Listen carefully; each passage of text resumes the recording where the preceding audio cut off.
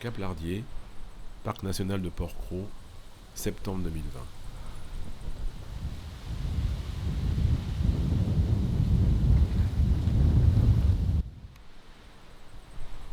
C'est ici, il y a 3 ans, au pied du massif des Morts, sur le littoral méditerranéen, qu'un incendie d'une rare violence a abîmé ce site d'une exceptionnelle biodiversité.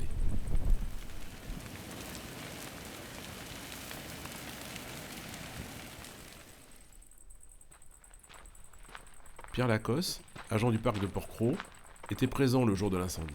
Alors ici on se situe au point de départ de feu, ce 24 juillet en 2017, vers 19h30 à peu près.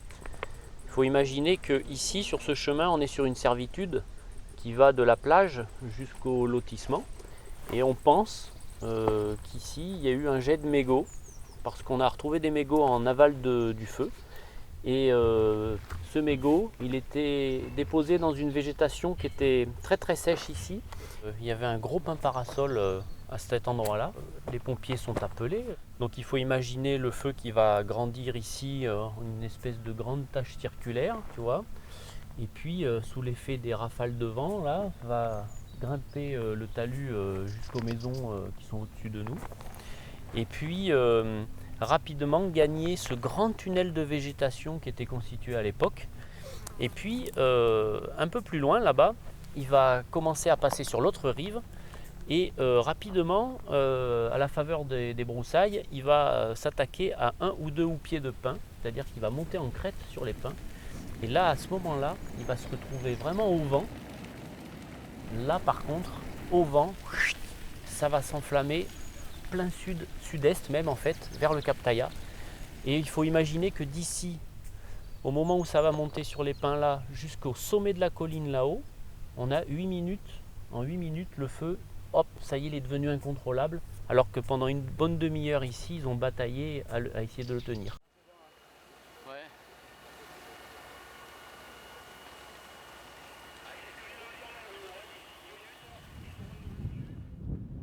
Aujourd'hui, Pierre consacre ses journées à surveiller le site, très fréquenté, y faire de la prévention et entretenir cet espace naturel en pleine mutation afin de limiter les risques environnementaux. C'est cette plante-là en fait. Il est aussi la mémoire vivante de l'incendie. Alors la surface, donc, elle est délimitée par cette limite rouge en fait. Donc voilà, tout ce qui est dans la limite rouge et qui est ponctué de petits points grisés, là, ça c'est tout ce qui a été incendié. Donc là on est à 525 hectares. Alors ici on est au Cap Lardier, hein, il est juste là le cap. On est vraiment à la limite, le feu s'est arrêté une dizaine de mètres en dessous de nous, il n'a pas réussi à progresser plus. Et là en fait on découvre tout le littoral jusqu'au Cap Taillat, même jusqu'au Cap Camara. Alors le Cap Camara n'a pas brûlé, mais on voit que le feu est vraiment venu finir ici à la mer, poussé par le vent. Ici il est arrivé derrière nous, hein, en venant longer comme ça l'épaule que constitue le Cap Lardier. Et puis là, il est redescendu petit à petit. Mais après, en descendant, il a trouvé le vent n'était plus favorable. Et puis, il s'est arrêté de lui-même là dans la pente.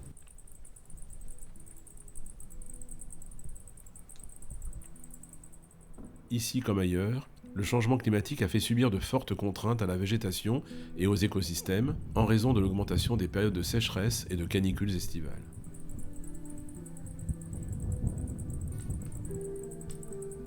Après la perte d'un important patrimoine de forêts méditerranéennes, le Cap Lardier est devenu un lieu d'expérimentation environnementale et un laboratoire sous l'impulsion de chercheurs et botanistes.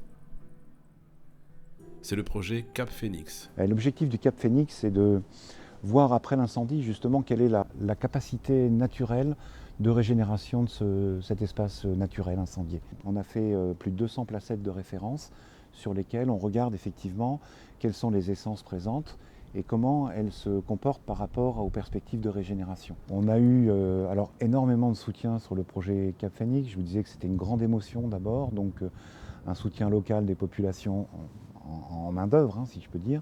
Et on avait, dès le début du mois de septembre, en fait, des équipes d'insertion qui étaient associations d'insertion, qui étaient effectivement mandatées par le Parc national pour aller faire du fascinage. Un soutien financier, puisque beaucoup de personnes ont fait des dons au Conservatoire des espaces naturels de Provence, au Conservatoire du littoral, qui a effectivement collecté ces dons et ce qui a permis de mettre en œuvre un certain nombre de mesures aussi d'urgence par rapport à la sécurité du site, par rapport au nettoyage, comme je le disais précédemment. Et on a eu aussi un soutien institutionnel, d'abord du ministère, puisque une dotation exceptionnelle a été dégagée pour le Parc national dès l'été 2017, dès le 8 août 2017. On a eu une garantie d'avoir des financements nous permettant de mettre en place les mesures d'urgence. Très vite, on a rediscuté avec un partenaire de très longue date, qui est la Fondation Total, qui effectivement a bien voulu nous accompagner dans ce projet Cap Phoenix,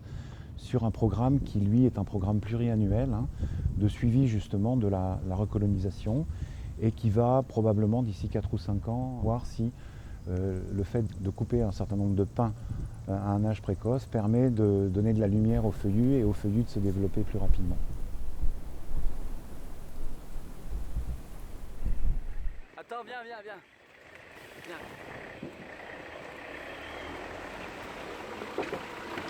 Mets-toi parallèle et on attaque avec une lance.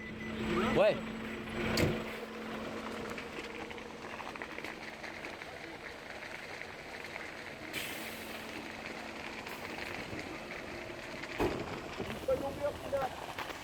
Ça, je t'aide. Ouais, 20 mètres.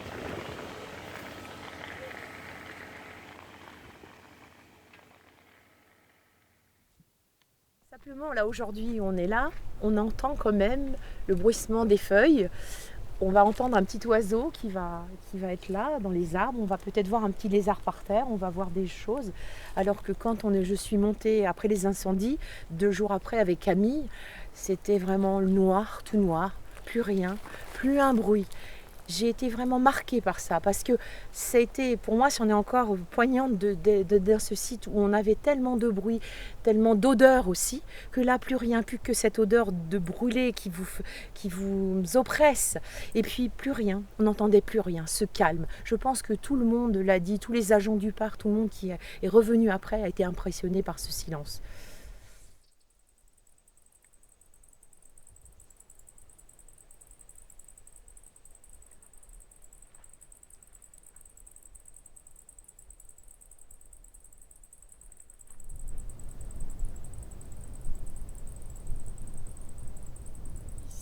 Quand le feu il est passé, la végétation elle ressemblait à ce qu'on a autour de nous. C'est-à-dire qu'on est quand même dominé par des grands arbres, donc la végétation dessous a un petit peu de mal à se développer. On avait déjà à l'époque cette litière là d'aiguilles de pin. C'est une portion qui est très aérée si tu regardes bien. Alors du coup, quand tu as le feu qui arrive, tu as cette partie de litière qui fait une flamme d'à peu près 40 cm de haut. Donc tu as un petit front de flamme qui descend et qui grignote tout ça. Et puis évidemment, au moment où ça vient au contact, par exemple, du liège, quand ça prend feu, donc à l'extérieur, ça prend assez bien feu et ça fait une bonne chaleur. Par contre, ça ne va pas pénétrer très, très loin là-dedans. Et à l'intérieur, la température n'a absolument pas changé. Et en fait, tu as la partie vivante de l'arbre qui se situe derrière ça, qui n'a pas du tout été touchée en fait. Voilà. Ça va permettre à l'arbre, si tu veux, de pouvoir, à partir de ces branches qui auront brûlé, etc., de proposer des bourgeons qu'on appelle dormants et qui vont pouvoir redévelopper du rameau. Alors le chêne-liège est vraiment un arbre complètement adapté au passage du feu, puisque du coup, lui, il va pouvoir refaire une ramure assez rapidement. Et du coup, on a quand même des arbres après le passage du feu qui sont en hauteur et verts.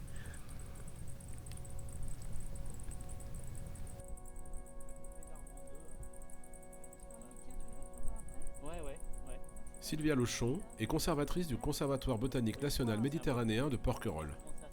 Sur place, 3 semaines après l'incendie, elle est au comité de pilotage du projet Cap Phoenix. Aujourd'hui, elle vient suivre les successions végétales et observer la régénération du massif. Comme beaucoup de monde, quand on arrive sur un site qui est tout calciné, le premier ressenti, c'est vraiment un sentiment de désolation. Mais quand on regarde d'un petit peu plus près, eh bien on s'aperçoit que la végétation, elle est déjà en train de repartir, qu'il y a une dynamique. Et on a notamment les petits palmiers, le petit palmier nain indigène de la Méditerranée, donc le Camérops, là. Et lui, tout calciné, eh bien, il sort sa première palme. Donc c'est un peu le phénix qui renaît de ses cendres. Même si là, il ne s'agit pas d'un palmier phénix, mais d'un petit palmier nain qu'on appelle le Camérops humilis. Alors, on sait déjà par nature que le feu chauffe donc les graines du sol et vont initier donc des levées de dormance. Dans le sol qui avait brûlé classiquement, on a vu tout de suite donc des germinations d'annuelles qu'on va retrouver ensuite, qui ont fait un parterre flamboyant rose, notamment avec le Galactites. Un printemps donc au Cap-Lardier, où dans ce spectacle calciné, eh bien, on avait une floraison dans les roses, dans les violets. C'était vraiment très très lumineux. Et puis les cystes qui, eux, avaient bien été chauffés et qui ont germé et qui, 2 ans plus tard, ont pu, eux aussi, fleurir. Donc on voyait déjà, dans nos barquettes, s'amorcer en fait des successions végétales. Souvent, donc, après l'incendie, eh bien, on ne fait pas d'observatoire. Et donc ici, eh bien, grâce au parc qui est présent au quotidien, eh bien, on a pu prendre des photos au départ très rapprochées, donc toutes les semaines, après tous les mois, et puis tous les trimestres. Et puis on a pu voir ainsi donc la végétation qui s'anime en fait. Et le fait d'avoir une présence sur le site a permis de créer cet observatoire. Et ça, c'est un cas vraiment unique là pour l'instant sur la région Provence-Alpes-Côte d'Azur, d'avoir pu faire cet observatoire photographique.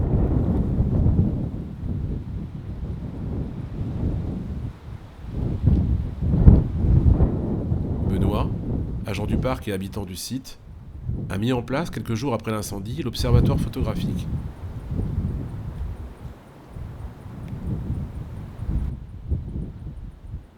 Il a pu témoigner de l'évolution du paysage et de sa renaissance à des endroits clés du Cap Lardier.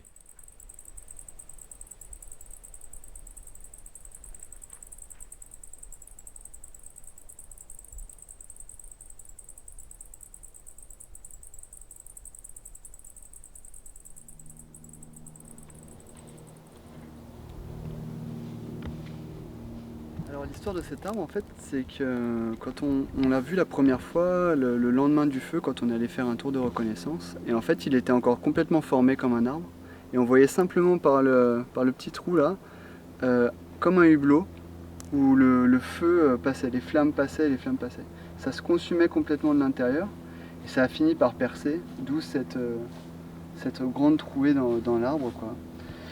Et il est resté debout pendant plusieurs mois. Et c'était assez impressionnant parce que donc il avait toute cette face où il était complètement carbonisé, mais il gardait toutes ses feuilles vertes.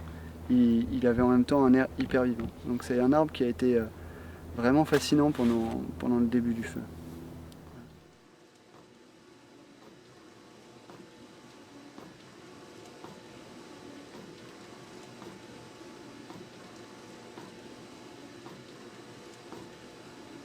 Après les successions végétales de l'observatoire photographique, le projet Cap Phénix s'ouvre également à l'art. Lucia Guanaes a posé son regard d'artiste sur le massif, en noir et blanc puis en couleur, de l'incendie à la régénération.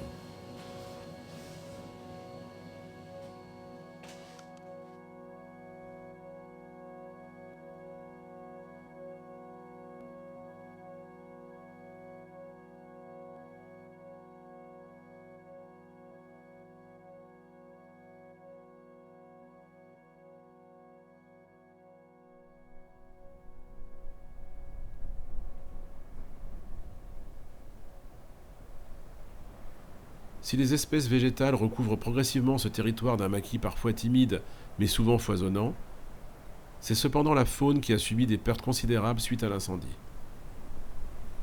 Les tortues d'Hermann, unique tortue de France métropolitaine, étaient très présentes avant le passage du feu. Elles ont aujourd'hui quasiment disparu, laissant derrière elles leur carapace vide et inanimée. Il y a aussi en accompagnement de ça beaucoup de suivi de la recolonisation du site par la faune sauvage, par la microfaune en particulier, par les insectes, par les papillons, par les lézards, par différents segments de biodiversité qui effectivement petit à petit, on se rend compte, et ce n'est pas une surprise, qu'il faut assurer des corridors, des continuums pour que ces espèces aient des voies pénétrantes, je dirais, à l'intérieur de ce massif forestier.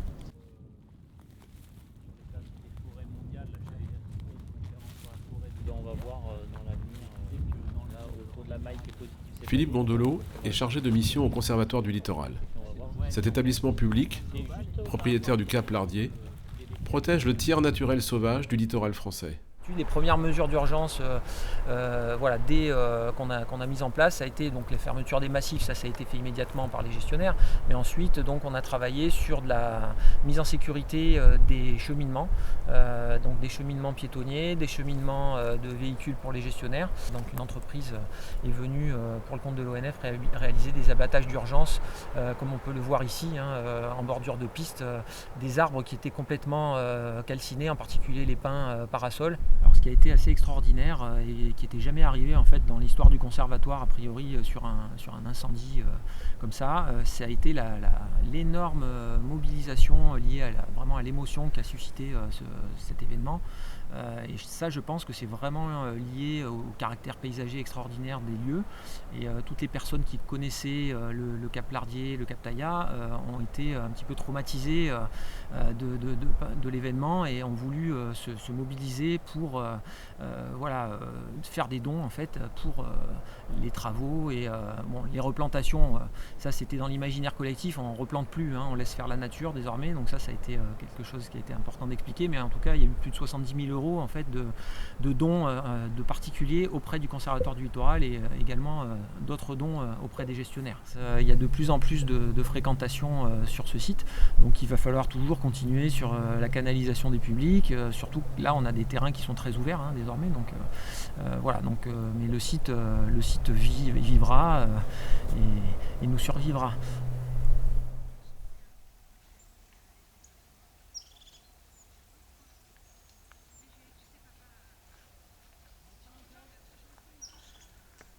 Il faut absolument qu'on ait toujours en mémoire ce feu, que ça peut revenir, il faut surtout l'avoir toujours dans notre mémoire.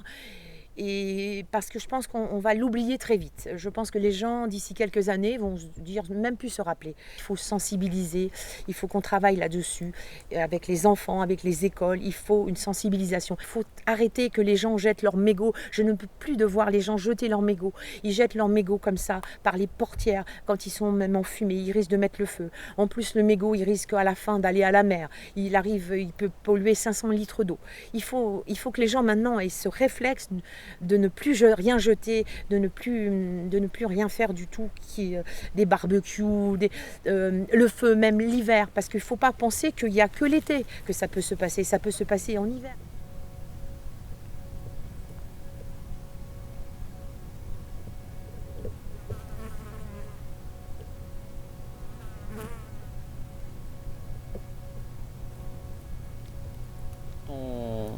On est dans un fonctionnement global. Le climat évolue, les précipitations, les chaleurs, les limites que sont capables de supporter les espèces évoluent. On est obligé aujourd'hui de se poser des questions de comment ça va pouvoir être dans 50 ans, dans 100 ans sur nos terrains, alors même qu'on a du mal à évaluer en fait l'évolution du climat et qui est pourtant à l'œuvre. On sait que de partout dans le monde aujourd'hui les forêts sont pas en très bon état. Il y a des changements qui sont à l'œuvre qui font que dans une grande partie de la planète les forêts sont en train de trouver leurs limites. C'est-à-dire que vous avez des espèces qui vont bientôt devoir peut-être fuir à d'autres endroits ou s'éteindre. Comment on va faire avec ça, sachant que peut-être que le pin d'Alep sur lequel on aimerait qu'on en ait un petit peu moins aujourd'hui parce qu'on dit qu'il faudrait plus de chênes, peut-être que dans 50 ans le pin d'Alep on sera très très content de l'avoir parce qu'il sera beaucoup plus résistant que le chêne. Donc ces questions, on se les pose et en même temps, les réponses, on ne les a pas forcément. C'est pour ça qu'on a mis en place quelques expérimentations, mais je pense que le changement global, il va nous modifier notre façon de voir.